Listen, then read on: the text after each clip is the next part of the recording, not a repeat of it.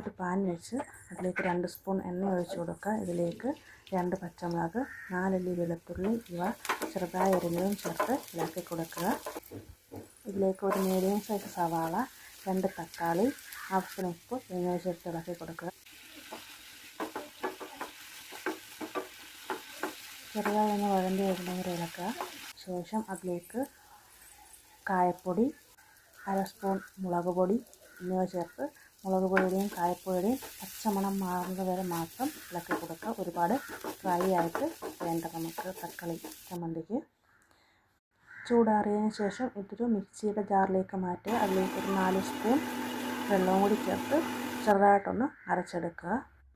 ഒരു പാൻ വെച്ച് അതിലേക്ക് 2 സ്പൂൺ എണ്ണ ഒഴിച്ച് കടുക് പൊട്ടിക്കുക. അതിലേക്ക് 2 തണ്ട് കരിയാപ്പില, ഒരു വറ്റൽമുളക് എന്നിവ ചേർത്തതിന് ശേഷം നമ്മൾ അടിച്ചു വെച്ചിരിക്കുന്ന മിക്സും കൂടി ചേർത്ത് വെള്ളം വറ്റിച്ചെടുക്കാവുന്നതാണ്. ഈ തക്കാളി ചമ്മന്തി നമുക്ക് ചോറിനൊപ്പവും ദോശയോടൊപ്പവും ഒക്കെ കഴിക്കാവുന്നതാണ്. എല്ലാവരും ട്രൈ ചെയ്യുക.